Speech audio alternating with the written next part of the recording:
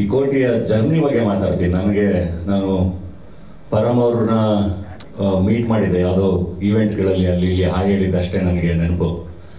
ಅದು ಬಿಟ್ಟರೆ ನಾನು ಪುಷ್ಪ ಶೂಟಲ್ಲಿದ್ದಾಗ ಒಂದು ಸಾರಿ ಪರಮ್ ಅವ್ರು ಕಾಲ್ ಮಾಡಿದರು ನನಗೆ ಮಿಸ್ ಕಾಲ್ ಇತ್ತು. ಅದಾದಮೇಲೆ ನಾನು ಫೋನ್ ಮಾಡಿದೆ, ಇಲ್ಲ ನಾನು ವಿಶ್ ಮಾಡೋಕ್ಕೆ ಫೋನ್ ಮಾಡಿದೆ, ನಿಮಗೆ ಖುಷಿ ಆಗುತ್ತೆ ನೀವು ಮಾಡ್ತಿರೋ ಪಾತ್ರಗಳು ಕೆಲಸಗಳು ಅಂತ ಹೇಳಿ ಫೋನ್ ಇಟ್ಟಿದ್ರು ಅಷ್ಟೇ. ಅದು ಬಿಟ್ಟರೆ ನನಗೆ ಯಾವುದು ನೆನಪಿರಲಿಲ್ಲ. ನಂತರ ನನ್ನ ಬಡವರಾಸ್ಕಲ್ ಸಿನಿಮಾ ಮಾರಾಟ ಮಾಡೋಕ್ಕೆ ಒಂದು ಒದ್ದಾಟ ಇರುತ್ತಲ್ಲ, ಅದು ತುಂಬ ಕಷ್ಟ. ಸಿನಿಮಾ ಮಾರಾಟ ಮಾಡೋದು, ಸಿನಿಮಾ ಸೇಲ್ ಮಾಡೋದು, ತುಂಬ ಸಾಲಗಳಿತ್ತು. ರಿಲೀಸ್ಗಿಂತ ಮುಂಚೆ ಹೆಂಗಾದರೂ ಮಾಡಿ ನನ್ನ ಸಿನಿಮಾನ ನಾನು ಯಾರಿಗಾದ್ರು ತೋರಿಸ್ಬೇಕು, ಅದನ್ನು ಸೇಲ್ ಮಾಡಬೇಕು ಅಂಥೇಳಿ ಆ ಒದ್ದಾಟದಲ್ಲಿದ್ದಾಗ ಪರಮ್ ಅವ್ರಿಗೆ ಫೋನ್ ಮಾಡಿ ಅಲ್ಲಿ ಅವ್ರನ್ನ ಭೇಟಿ ಮಾಡಿದ್ದು. ಸಿನಿಮಾ ನೋಡೋಕ್ಕೆ ಬಂದರು, ಬಡವರಾಸ್ಕಲ್ನ ನೋಡಿದ್ರು ಆ್ಯಂಡ್ ಬಡವರಾಸ್ಕಲ್ ಜೊತೆ ತುಂಬ ಚೆನ್ನಾಗಿ ನಿಂತರು, ಅದರ ಮಾರ್ಕೆಟಿಂಗಿಗೆ ನಿಂತರು, ಸಿನಿಮಾನ ತೊಗೊಂಡ್ರು.